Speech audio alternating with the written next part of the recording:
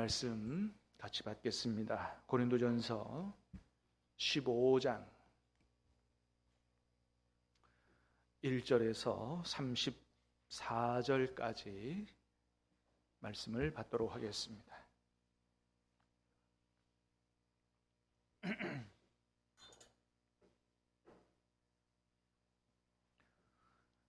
신약성경 281면 고린도전서 15장 1절에서 34절까지입니다.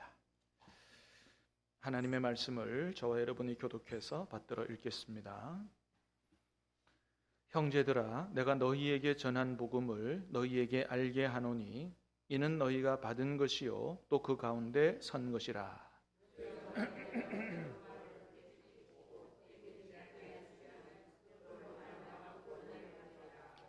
내가 받은 것을 먼저 너희에게 전하였노니 이는 성경대로 그리스도께서 우리 죄를 위하여 죽으시고 게바에게 보이시고 후에 12 제자에게와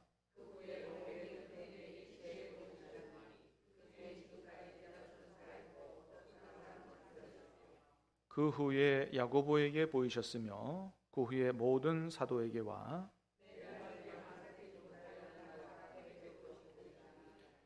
나는 사도 중에 가장 작은 자라. 나는 하나님의 교회를 박해하였으므로 사도라 칭함받기를 감당하지 못할 자니라.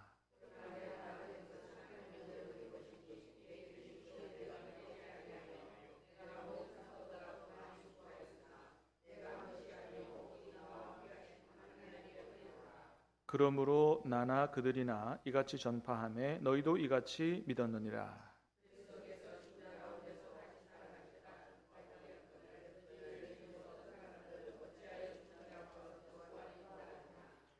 만일 죽은 자의 부활이 없으면 그리스도도 다시 살아나지 못하셨으리라.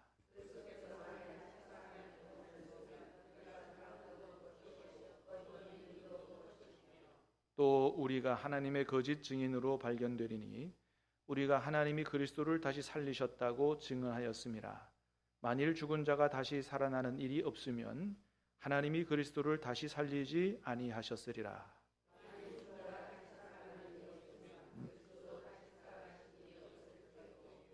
그리스도께서 다시 살아나신 일이 없으면 너희의 믿음도 헛되고 너희가 여전히 죄 가운데 있을 것이요. 만일 그리스도 안에서 우리가 바라는 것이 다만 이 세상의 삶뿐이면 모든 사람 가운데 우리가 더욱 불쌍한 자이리라.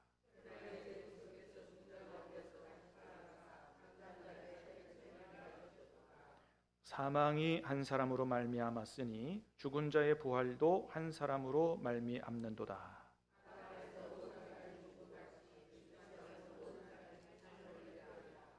그러나 각각 자기 차례대로 되리니 먼저는 첫 열매인 그리스도요 다음에는 그가 강림하실 때에 그리스도에게 속한 자요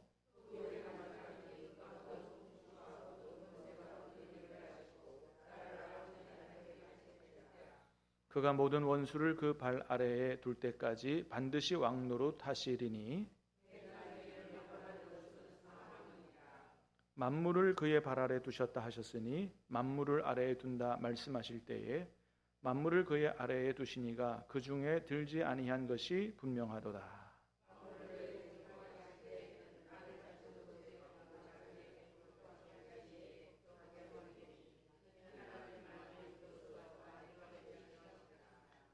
만일 죽은 자들이 도무지 다시 살아나지 못하면 죽은 자들을 위하여 세례를 받는 자들이 무엇을 하겠느냐?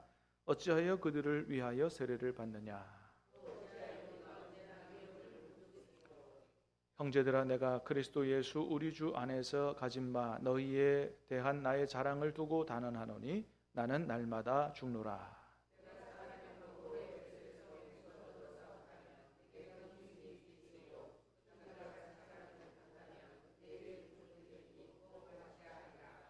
속지 말라. 악한 동무들은 선한 행실을 더럽히나니 깨어 이를 행하고 죄를 짓지 말라. 하나님을 알지 못하는 자가 있기로 내가 너희를 부끄럽게 하기 위하여 말하노라. 아멘.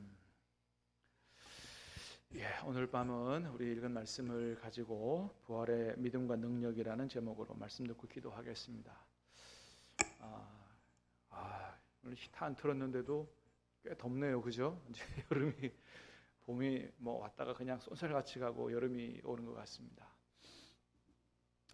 자, 오늘 본문은 사실은 이제 12절까지 지난 부활주일에 들었던 말씀이기도 한데 그날 여러 순서들이 많아서 오늘 본문에 있는 말씀을 충분히 다 전하지 못해서 오늘 이 말씀이 굉장히 중요한 말씀이기도 하고 지난번에 전하지 못한 말씀들을 오늘 보충해서 다시 한번 듣도록 그렇게 하겠습니다. 자, 1절 말씀을 한번 다시 같이 읽겠습니다. 1절 시작. 형제들아, 내가 너희에게 전한 복음을 너희에게 알게 하노니 이는 너희가 받은 것이요 또 그 가운데 선 것이라. 형제들아, 내가 너희에게 전한 복음을 너희에게 알게 하노니 이는 너희가 받은 것이요 또 그 가운데 선 것이라. 바울이 고린도 교회 성도들에게 복음을 전했다는 거죠. 대부분의 고린도 교회 성도들이 바울이 전한 복음을 아주 잘 받았고요. 그래서 또 그 가운데 어떻게 했다고요? 섰다, 이렇게 이야기하고 있습니다. 고린도 교회 성도들이 바울이 전한 복음을 잘 받고 그 가운데 섰다. 여러분, 지난 우리 부활주일에도 봤던 것처럼 바울이 전한 복음이 어떤 복음이라 그랬어요? 첫 번째는 속죄의 복음이고 또 하나는 부활의 복음이었다. 그죠? 3절 4절에 그렇게 얘기하죠. 자, 내가 너희에게 전한 것이 이거다 그랬어요. 봅니다. 시작. 내가 받은 것을 먼저 너희에게 전하였노니 이는 성경대로 그리스도께서 우리 죄를 위하여 죽으시고 장사 지낸 바 되셨다가 성경대로 사흘 만에 다시 살아나사. 자, 내가 너희에게 전한 것이 두 가지였어요. 그죠? 하나는 그리스도께서 우리를 위하여, 우리 죄를 위하여 대신해서 죽으셨다가 3일 만에 다시 성경대로 살아나셨다. 그래서 바울이 전한 복음을 이 두 가지로 설명했는데 그걸 다른 말로 하면 속죄의 복음이라고 할 수 있고 또 뭐예요? 부활의 복음이라고 이야기할 수가 있죠. 그렇습니다. 바울이 전한 복음이 단순히 예수 그리스도의 십자가의 보혈로 죄 용서받는 속죄의 복음만이 아니었다는 거예요. 부활의 복음이었다는 겁니다. 오늘 여러분 고린도서 15장은 소위 말하는 부활장 아니에요, 그죠? 끝까지 부활에 대해서 얘기하는 거거든요. 한마디로 말하면 부활이 중요하다는 거예요. 부활의 복음이 중요하다. 여러분, 부활의 복음이 왜 중요한 거예요? 한마디로 말해서 우리가 예수 믿고 예수님의 십자가의 보혈로 죄 용서받는 것으로 끝났다. 그러면 죄 용서받는 것으로 감사하긴 하지만, 그죠? 그것으로 끝나면 얼마나 허무해요. 부활의 복음이 있어야 우리가 영생의 소망이 있잖아요. 그렇지 않습니까? 죄 용서받은 것으로 끊는다면 무슨 소용이 있어요? 하나님께서 우리를 구원하시고 예수님을 이 땅에 보내시고 십자가에 피 흘려 돌아가게 하신 이유는 뭐예요? 그 피로 우리 죄를 용서받고 우리가 어디에 참여하도록 하기 위해서? 영생에 참여하도록 하기 위해서. 그래서 우리가 영생에 참여할 수 있다라고 확실히 믿을 수 있도록 그 영생의 문을 여신 게 어떤 거예요? 예수님의 부활이라고 하는 것이죠. 그래서 부활의 복음이 없다면, 부활의 소망이 없다면 지금 우리 믿는 것도 사실은 아무 소용이 없다는 거예요. 그죠? 우리 14절에서 그렇게 했어요. 그죠? 14절 볼까요? 시작. 그리스도께서 만일 다시 살아나지 못하셨으면 또 헛것이요 너희 믿음도 헛것이며. 그러니까 부활이 없으면 뭐예요? 우리가 전도하는 것도 그렇고 너희 믿음도 그렇고 다 헛것이라는 거예요. 부활이 없으면 안고 없는 찐빵이라는 거예요. 뭐 속죄의 복음 다 좋지만 부활이 없으면 그저 안고 없는 찐빵이다. 19절에도 그렇게 얘기합니다. 시작. 만일 그리스도 안에서 우리가 바라는 것이 다만 이 세상의 삶뿐이면 모든 사람 가운데 우리가 더욱 불쌍한 자이리라. 부활의 소망을 가지고 영생에 참여하기 위하여 하나님 앞에서 바로 살려고 애를 쓰고 하는데 만일 부활이 없다면 우리가 이렇게 하나님 앞에 바로 살려고 하는 게 무슨 소용이 있느냐? 헛된 소망을 가지고 잘못 사는 거니까 우리가 제일 불쌍한 사람이다. 그렇게 이야기하는 거죠. 여러분, 그래서 부활의 복음, 우리가 믿는 이 부활의 소망이 대단히 중요한 거다라고 하는 것입니다.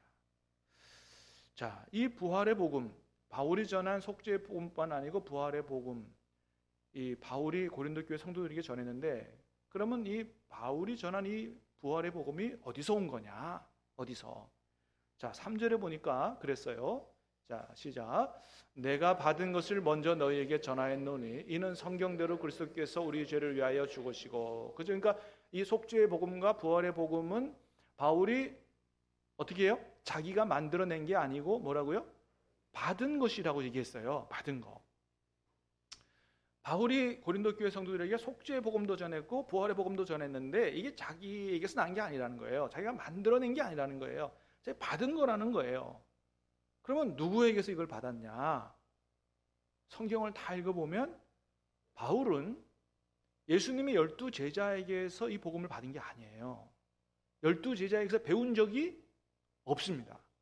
그래서 갈라디아서 1장에서 분명히 얘기해요. 자기가 받은 복음이 누구에게서 받았는지. 자, 보겠습니다. 시작. 형제들아, 내가 너희에게 알게 하노니 내가 전한 복음은 사람의 뜻을 따라 된 것이 아니니라.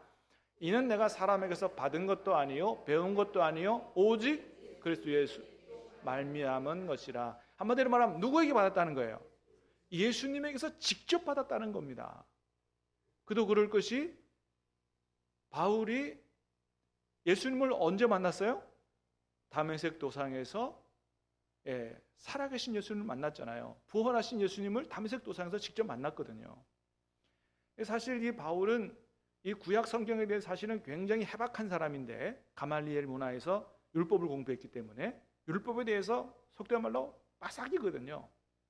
근데 그 율법이, 그 구약이 핵심이 뭔지를 잘 몰랐던 거예요. 그게 다 누구를 가리키는 거다, 예수 그리스도를 가리키는 것임을 이게 꿰뚫어 알지 못했던 거예요. 안에 있는 내용 지식은 엄청나게 많은데, 근데 예수님이 부활하심으로 말미암아, 부활하신 예수님이 진짜 하나님의 아들이고 메시아라는 사실을 깨달아 알므로 구약이 관통이 된 거거든요.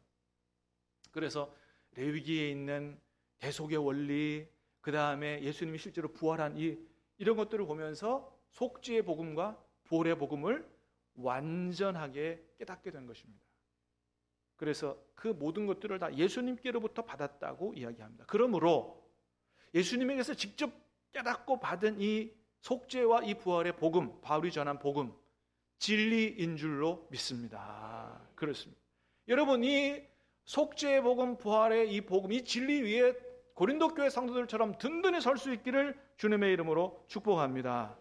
그래서 우리가 누구든지 십자가의 그리스도가 나의 구세주이심을 믿고 그분을 영접하고 나의 죄를 그분 앞에 아뢰고 회개하고 그렇게 주님을 영접하면 누구든지 예수님의 십자가의 보혈로 모든 죄를 다 용서받게 되는 줄로 믿습니다. 이 죄 용서함의 복이 얼마나 큰 복인지 몰라요. 하나님은 죄를 차마 눈뜨고 보지 못하시는 분이기 때문에 죄 용서받지 않고는 심판을 면할 길이 없기 때문입니다. 그래서 죄 용서를 받으면 하나님의 심판에서 제외될 수 있는 거죠. 자, 그 다음에 또 뭐예요? 우리가 이 세상 살다가 죽어도 다시 살아나서 나중에 영생과 천국에 참여할 수 있는 복이 우리에게 주어진다는 사실을 저와 여러분이 확실히 믿고 그 위에 든든히 설 수 있기를 주님의 이름으로 축복합니다. 그렇습니다. 고린도 교회 성도들이 바울이 전한 이 속죄와 이 부활의 복음을 받고 그 가운데 든든히 섰다, 이렇게 1절에서 얘기하고 있는 거예요. 자, 그런데 여러분, 우리가 지난번에도 봤듯이 우리 고린도 교회 안에는 여러 가지 많은 문제들이 있었다 그랬어요. 그죠? 1장부터 그죠? 서로 누가 잘났냐, 그리고 막 다투고 시기하고 싸우고 분열하고 이런 문제부터 성도들 안에 있었던 무슨 가는 문제, 성도들끼리 싸우고 세상 법정에 고소하는 문제, 지식이라든지 은사라든지 이거 가지고 누가 더 똑똑하냐, 우월하고 교만하고 이런 아주 어지러운 문제들이 고린도 교회 안에 많았다는 것입니다. 아니, 이 속죄의 복음, 이 부활의 복음 위에 든든히 선 교회인데 왜 이런 일들이 일어나느냐, 왜 그랬느냐? 자, 오늘 본문의 12절에 보니까 그 중에서도 부활을 안 믿는 사람들이 있었다. 그게 문제였다는 거죠. 12절 시작. 그리스도께서 죽은 자 가운데서 다시 살아나셨다 전파되었거늘 너희 중에서 어떤 사람들은 어찌하여 죽은 자 가운데서 부활이 없다 하느냐. 그러니까 여러분, 고린도 교회 성도들도요, 똑같이 다 교회를 다녔지만 다 똑같은 믿음을 가진 것은 아니었다라는 사실을 보게 돼요. 교회를 다 똑같이 다녔지만 이 사람들은 부활의 복음을 안 받아들이는 거예요. 부활을 안 믿는 것입니다. 여러분, 우리 신앙교회는 모든 성도들이 성경에서 말씀하시는 다 똑같은 복음, 똑같은 믿음을 갖게 되기를 주님의 이름으로 축복합니다. 예. 어떤 복음이요? 속죄의 복음, 부활의 복음. 예. 이걸 우리가 다 그대로 아멘하고 받고 믿어야 되는 것입니다. 여러분, 여기서 하나 우리 짚고 넘어갈 게 뭐냐 하면 부활에 대한 개념이에요. 부활에 대한 개념. 예. 여러분, 부활이라는 게 뭐예요? 어떤 뜻이 있어요? 부활은 말 그대로 다시 살아난다 그런 뜻이잖아요. 그죠? 그래서 이게 이제 헬라어 원어도 아나스타시스라는 말인데 일어남, 다시 일어남. 그래서 죽은 자가 다시 살아나는 것을 부활이라고 하잖아요. 그런데 성경에서 말하는 부활은 단순히 죽은 사람이 다시 살아나는 것을 얘기하는 게 아니라는 사실이에요. 여러분, 성경에 보면 예수님 말고도 죽었다가 다시 살아난 사람들이 꽤 여럿이 있습니다. 대표적으로 누가 있어요? 나사로가 있죠. 나사로. 또 예수님이 또 죽었다가 살린 사람 중에 누가 있어요? 회당장 야이로의 딸도 있죠. 나인성 과부의 아들도 있죠. 죽었다가 살아났어요. 예. 자, 그런데 이들의 공통점이 뭐냐 하면 다시 살아나긴 했는데 나중에 또다시 죽었다는 겁니다. 다시 살아나긴 했는데 뭐 어떻다고요? 나중에 다시 죽었다는 거예요. 근데 예수님은 사망 권세 깨뜨리시고 다시 살아나셨는데 예수님의 다시 살아나심은 뭐예요? 다시 죽는 부활이 아니었다는 거죠. 그런 차원에서 예수님의 부활과 이 나사로나 회당장의 딸이나 이 나인성 과부의 다시 살아남은 다른 차원의 부활이라는 것입니다. 그래서 다시 살아난다는 점에서는 같지만 다시 살아나서 죽느냐 아니면 완전히 새롭게 변화돼서 영생에 참여하느냐, 이거는 다른 차원의 문제다라고 하는 겁니다. 그래서 성경에서 보면 예수님처럼 다시 살아나서 죽지 않는 그런 다시 살아남을 부활이라고 했고, 나사로처럼 다시 살아났지만 다시 죽는 것을 부활이라고 쓰진 않아요. 그걸 굳이 다시 살아났다 그러는데 다른 말로 하면 회생 내지는 소생, 이렇게 이야기할 수 있다고 하는 겁니다. 자, 죽었다가 다시 살아났어요. 그걸 다 부활이라 그러지 않더라. 뭐예요? 나사로 같은 사람의 다시 살아나는 거 뭐예요? 회생, 소생. 예수님처럼 다시 죽지 않는 그런 다시 살아남을 부활이라 그런다라고 하는 것입니다. 그래서 영어에도 보면 영어 단어도 예수님의 부활을 가리키는 부활과 다시 살아나는 것에 대한 소생의 영어 단어가 틀려요. 예수님의 다시 살아남을 리저렉션 그렇게 얘기하는데, 이 나사로라든지 야이로의 딸이라든지 이런 사람의 다시 소생했다, 다시 숨이 돌아와서 다시 살아났다, 이거는 resuscitation이라 그래요. 그래서 영어 단어도 틀려요. 그래서 여러분, 나사로가 죽었다가 다시 살아났잖아요. 그죠? 그 다시 살아난 거는 나사로의 원래 있는 몸 그대로 다시 살아난 겁니다. 그렇기 때문에 어떻게 해요? 나중에 다시 그 몸은 죽는 몸이에요. 그러니까 예를 들어서 이게 이제 씨가 있다 그래요. 씨가 이렇게 땅 속에 들어갔다가 어떻게 해요? 그대로 다시 올라온 것을 나사로의 다시 살아남이라고 얘기할 수 있어요. 근데 예수님이 십자가에 죽으셨다가 다시 살아난 것은 그 몸이 그대로 올라온 게 아니고 뭐예요? 영광스러운 몸으로 변화되어서 영생에 참여할 수 있는 이런 신령한 몸으로 다시 살아났다. 우리 다음 주에 더 자세히 볼 텐데 42절부터 44절까지 한번 보겠습니다. 시작. 죽은 자의 부활도 그와 같으니 썩을 것으로 심고 썩지 아니할 것으로 다시 살아나며 욕된 것으로 심고 영광스러운 것으로 다시 살아나며 약한 것으로 심고 강한 것으로 다시 살아나며 육의 몸으로 심고 신령한 몸으로 다시 살아나니 육의 몸이 있은즉 또 영의 몸도 있느니라. 이제 우리가 나중에 부활에 참여하게 될 때의 말씀을 얘기하는 거예요. 여러분, 우리가 나중에 이 세상에서 살다가 죽는다고 할지라도 나중에 예수님처럼 우리가 부활하게 되는데 영혼만 부활하는 게 아니고 육신을 가지고 부활합니다. 성경의 부활은 육신을 가지고 부활하는데 그 육신이 지금 우리가 갖고 있는 이 똑같은 몸이 다시 살아나는 게 아니고 어떻게 살아난다 그랬어요? 썩지 아니할 몸으로 살아난다는 거예요. 더 이상 썩지 아니할 몸으로 살아난다. 42절, 그죠? 43절에 뭐라고요? 영광스러운 몸으로 다시 살아나고요. 약한 것이 아니고 뭐예요? 강한 몸으로 다시 살아나고. 44절에 육의 몸으로 심고 어떻게 해요? 신령한 몸으로 다시 살아난다. 그러니까 나사로는 자기 몸을 가지고 죽었다가 그 몸이 다시 생명을 얻어서 살아났지만 어떻게 해요? 그 몸은 썩을 몸이기 때문에 다시 죽는 거죠. 근데 우리가 예수님처럼 부활할 때는 어떻게 해요? 몸을 육체를 가지고 있지만 완전히 다른 성질의 몸으로 변화돼서 영생에 참여할 수 있는 그런 신령한 몸을 입게 된다라고 하는 것입니다. 예수님은 바로 이렇게 부활했다는 거예요. 그러므로 예수님이 부활하셔서 다시 죽지 않는 신령한 몸을 가지고 부활하셨다는 얘기는 우리에게 뭐를 보여주는 사건이냐면 예수님 안에 있는 우리가 예수님처럼 영광스러운 몸을 가지고 부활해서 다시 죽지 않고 영원한 생명에 완성된 천국에서 영원히 살게 되는 것을 분명하게 보여준 사건이다. 죽었다가 다시 살아나는 게 아니고 다시 죽지 않고 어떻게 해요? 영원한 천국에서 영광 중에 살아갈 수 있다는 것을 누가? 예수님께서 부활의 사건을 통해서 우리에게 분명히 보여준 것이다 라고 하는 것입니다. 믿습니까? 여러분, 이 영원한 부활의 소망 가운데 든든히 설 수 있기를 주님의 이름으로 축복합니다. 여러분, 몸 아프신 분, 질병 있는 분 너무 염려하지 마세요. 나중에 주님 안에서 부활할 때 우리 이런 아픈 몸, 썩는 몸 이런 거 가지고 부활하지 않는다는 거예요. 그래서 요한계시록도 뭐라 그래요? 다시 아픈 것이 없고 다시 죽는 것이 없다고 그렇게 요한계시록에 말씀하는 거예요.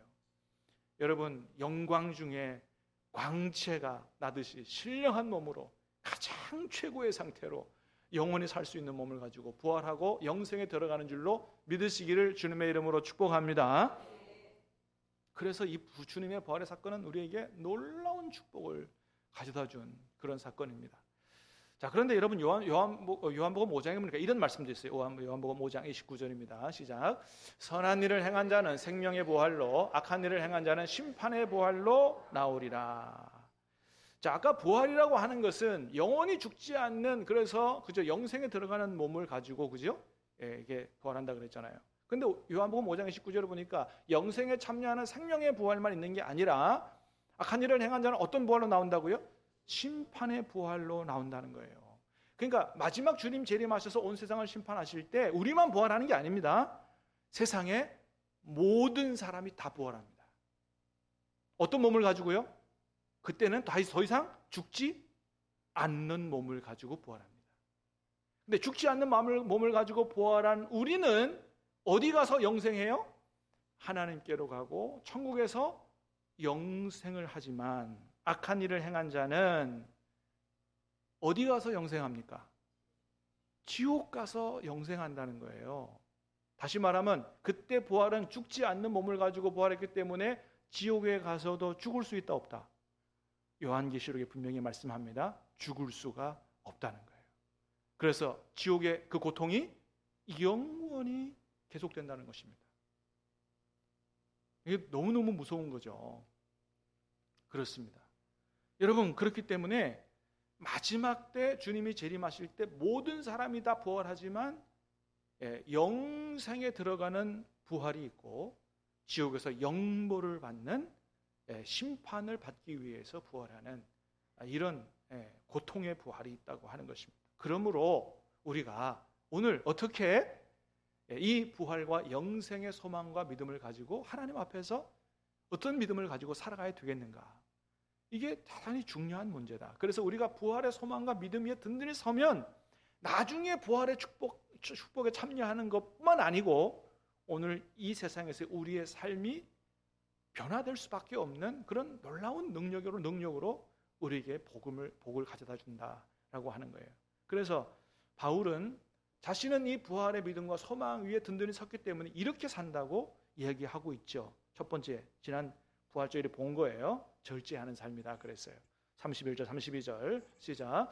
형제들아 내가 그리스도 예수 우리 주 안에서 가진 바 너희에게 대한 나의 자랑을 두고 단언하노니 나는 날마다 죽노라. 내가 사람의 방법으로 에베소에서 맹수와 더불어 싸웠다면 내게 무슨 유익이 있으리요? 죽은 자가 다시 살아나지 못한다면 내일 죽을 터이니 먹고 마시자 하리라. 그러니까 부활의 소망과 믿음이 없는 사람들은 어떻게 살아요? 내일 죽을 텐데 그죠? 즐기자 이거예요. 즐길 거 다 즐기자 이거예요. 먹고 싶은 대로 다 먹고 하고 싶은 대로 다 하고 살자 이거예요. 근데 바울은 그렇게 하지 않았다는 겁니다. 나는 날마다 죽노라. 무슨 얘기예요? 나는 날마다 하나님 말씀에 나를 쳐서 복종시키는 그런 삶을 살았다. 절제하는 삶을 살았다는 거예요. 왜? 이 세상에서 사는 것이 다가 아니고 부활과 영생의 소망과 믿음이 내게 있기 때문에, 그게 너무 확실하기 때문에, 내가 부활하신 주님을 만나봤기 때문에. 할렐루야. 그렇습니다. 그래서 이것이 너무 분명하기 때문에 나는 이 세상에서 내가 하고 싶은 대로 막 그냥 절제하지 않는 남용하고 방탕한 이런 삶을 나는 안 산다고 얘기하는 것입니다. 두 번째, 거룩한 삶이에요. 34 시작. 속지 말라. 악한 동무들은 선한 행실을 더럽히나니 의를 행하고 죄를 짓지 말라. 여러분 아까 봤어요. 나중에 모든 사람이 다 부활합니다. 그리고 누구 앞에 서요? 심판하시는 하나님 앞에 섭니다. 심판대를 거치는데 하나님의 뜻을 따라 의를 행하며 산 사람은 영생에 참여하게 되고, 하나님을 무시하고 부활의 소망 없이 자기 마음대로 산 악을 행한 사람은 어떻게 해요? 심판의 부활로. 그러니 어떻게 우리가 하나님 앞에서 마음대로 마음껏 죄를 짓고 살겠느냐? 부활의 소망과 믿음이 확실한 사람은 그렇게 살 수가 없다고 하는 겁니다. 세 번째, 주님의 일에 더욱 힘쓰는 삶을 산다. 58절 시작. 그러므로 내 사랑하는 형제들아 견실하며 흔들리지 말고 항상 주의 일에 더욱 힘쓰는 자들이 되라. 이는 너희 수고가 주 안에서 헛되지 않는 줄 알미라. 아멘. 왜 주님의 일에 더욱 힘쓰는 삶을 살아요? 여러분 세상에서 돈 벌고 출세하고 성공하기 바쁜데 왜 그거 좀 다 뒤로 하고 주님께서 기뻐하시는 삶을 살기에 더욱 힘을 쓰는 삶을 살아요? 누구 앞에 설 것임을 알기 때문에, 하나님 앞에 설 것임을 알기 때문에, 부활의 영생과 소망이 있기 때문에 그걸 반추해서 봐서 오늘 내가 어떻게 살아가야 되는지, 하나님 앞에서 어떻게 살아가야 되는지 자기의 삶을 답이 나온다 이거죠. 답이. 그렇습니다. 주님께서 기뻐하시는 일, 주님 맡기신 일에 충성을 하지 않을 수 없다. 자, 네 번째는 나는 예수님 안에 살겠다 얘기합니다. 21절 22절 시작. 사망이 한 사람으로 말미암았으니 죽은 자의 부활도 한 사람으로 말미암는도다. 아담 안에서 모든 사람이 죽은 것 같이 그리스도 안에서 모든 사람이 삶을 얻으리라. 누구 안에서? 그리스도 안에서. 여러분 예수님 안에 있으면 예수님이 부활한 것처럼 우리도 부활할 거고, 예수님이 영생에 들어가신 것처럼 우리도 영생에 들어갈 줄로 믿습니다. 왜 그래요? 예수님 안에 있으면 누구와 연결되어 있기 때문에, 예수님과 연결되어 있기 때문에. 여러분 예수님 안에 계십니까? 예수님과 연결되어 계십니까? 여러분 그렇게만 살아간다면 걱정하지 마세요. 하나님은 나중에 우리를 무슨 천국 보내고 지옥 보낼 때 점수로 평가하시는 분이 아니에요. 야, 내가 보니까 너는 60점 이상이니까 오케이, 천국 가. 너는 59점이니까 60점 안 됐네, 꽈락이야, 지옥 가. 이렇게 안 하신다는 거예요. 비록 우리가 죄와 허물도 많고 잘못한 것도 많고 부족함도 많고 하지만 누구 안에 있으면? 예수님 안에 있으면. 할렐루야. 예수님 안에 있으면 된다는 거예요. 예수님 안에 있으면 죄를 졌어도 또 용서받을 수 있는 길이 있고요. 예수님 안에 있으면 성령께서 우리를 도와주셔서 승리할 수 있는 길이 있고요. 여러분 예수님 안에 길이 있는 줄로 믿습니다. 그렇습니다. 그래서 예수님 안에 있는 게 중요한 거예요. 예수님 안에 연결되어 있으면 마지막 날 예수님이 재림하실 때 누구를 집어 올리느냐, 마치 고구마 줄기에 여러 고구마가 붙어 있는 것처럼 예수님 안에 붙어 있는 사람들 다 끄집어 올릴 때 어떻게 해요? 고구마 줄기처럼 줄줄이 그렇게 함께 예수님과 함께 영생에 들어가게 된다. 23절입니다. 시작. 그러나 각각 자기 차례대로 되리니 먼저는 첫 열매인 그리스도요, 다음에는 그가 항림하실 때 그리스도에게 속한 자요. 예수님이 잠자는 자 가운데 첫 열매가 됐다 그랬어요. 첫 열매가 됐다는 얘기는 뭐예요? 두 번째 열매도 있고 세 번째 열매도 있고, 그죠? 그래서 첫 번째는 첫 열매인 그리스도고, 그 다음에는 뭐예요? 예수님 재림하실 때 예수님에게 속한 사람들이 두 번째 열매, 세 번째 열매, 네 번째 열매 쭉쭉 따라서 올라간다는 거예요. 그러므로 누구에게 붙어있는 게 중요해요? 첫 열매인 예수님 안에 붙어있는 게 중요하다. 그러므로 사랑하는 여러분, 늘 주님 안에 사시기를 우리 예수님 이름으로 축복합니다. 여러분, 그러므로 우리가 이렇게 마지막 주님 앞에 완성된 천국에 들어갈 때까지 이렇게 사십시다. 첫 번째는 정말 나는 예수님을 영접했고 나는 죄 용서를 받았는가? 여러분, 정말 예수님 영접하셨어요? 나는 정말 그냥 교회에 다니는, 정말 예수님을 영접하지 않고 그냥 교회에 이렇게 나와서 다니는 사람도 혹 있을 수 있어요. 근데 여러분, 교회 다니는 게 중요한 게 아니에요. 뭐예요? 예수님을 영접했나? 나는 하나님 앞에서 멸망받을 수 없는 죄인이라는 사실을 인정하고 나의 구세주는 예수님밖에 없다는 사실을 인정하고 그 예수님을 나의 구세주로 영접했나? 이게 중요한 거예요. 그게 확실하다면 두 번째, 정말로 내 안에 그리스도께서 계신 것이 확실한가? 고린도후서 13장입니다. 시작. 너희는 믿음 안에 있는가? 너희 자신을 시험하고 너희 자신을 확증하라. 예수 그리스도께서 너희 안에 계신 줄을 너희가 스스로 알지 못하느냐? 그렇지 않으면 너희는 버림받은 자니라. 중요한 건 뭐예요? 내 안에 누가 계시느냐? 예수님이 계시느냐? 이걸 확실히 해야 된다 이거예요. 그래서 정말로 내 안에 예수님이 계신다면 그분을 손님 취급하지 말고 어떻게 해요? 그분이 나의 주님이시니, 할렐루야, 주님과 함께 주님의 인도를 받으며 주님의 뜻대로 살아가는 신앙의 여행을 시작해야 되는 것입니다. 여러분, 죄 용서받고 예수님을 영접한 것은 구원의 완성이 아니에요. 그거는 시작인 줄 믿습니다. 시작이에요. 그 다음서부터 주님과 함께 살아가는 삶이 중요한 거예요. 이게 신앙생활이에요. 이걸 잘 가르쳐주는 게 교회에서 잘 가르쳐주는 거예요. 그렇습니다. 자, 그 다음에 그렇게 함으로 우리의 구원을 이루라고 얘기해요. 빌립보서 2장에 보니까. 시작. 그러므로 나의 사랑하는 자들아, 너희가 나 있을 때뿐 아니라 더욱 지금 나 없을 때에도 항상 복종하여 두렵고 떨림으로 너희 구원을 이루라. 여러분, 빌립보 교회의 성도들은 예수님을 영접한 사람들입니다. 이미 구원받은 사람들이에요. 이미 구원받은 사람들인데 뭐라고 한다고요?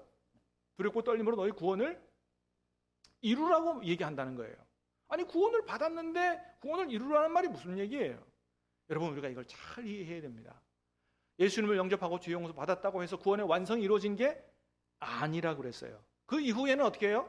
내 안에 오신 주님과 성령님과 동행하면서 주님의 지배를 받고 통치를 받고 열매 맺는 삶을 살아가야 돼요. 금방은 열매 안 맺히겠죠.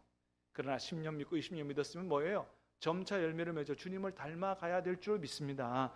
그렇게 주님 안에서 주님과 함께 동행하면서 경험해야 알고 할 때 나중에 주님이 내가 너를 안다 하지 않겠어요?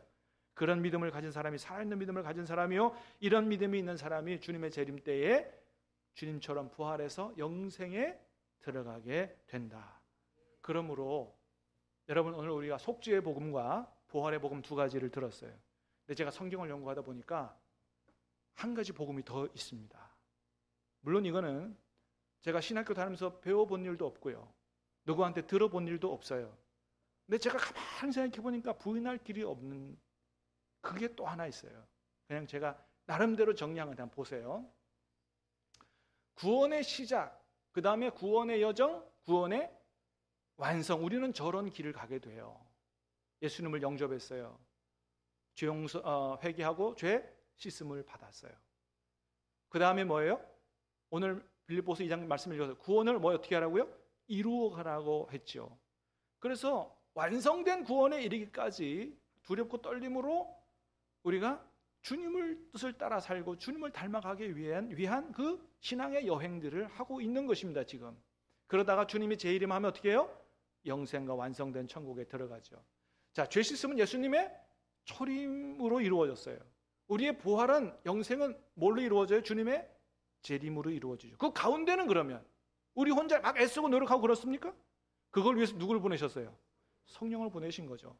그렇게 보면 첫 번째 주님이 주신 복음은, 초림의 복음은 속죄의 복음이요.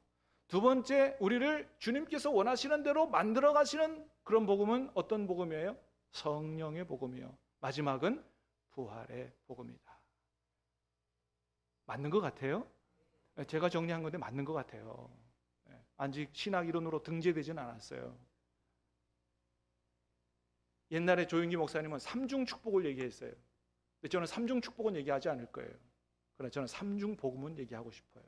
속죄의 복음, 성령의 복음, 부활의 복음. 이것이 주님이 우리에게 주신 기쁜 소식인 줄로 믿습니다.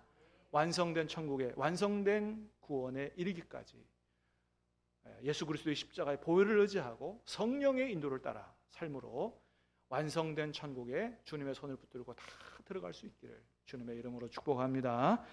우리 같이 찬양하고 기도하겠습니다.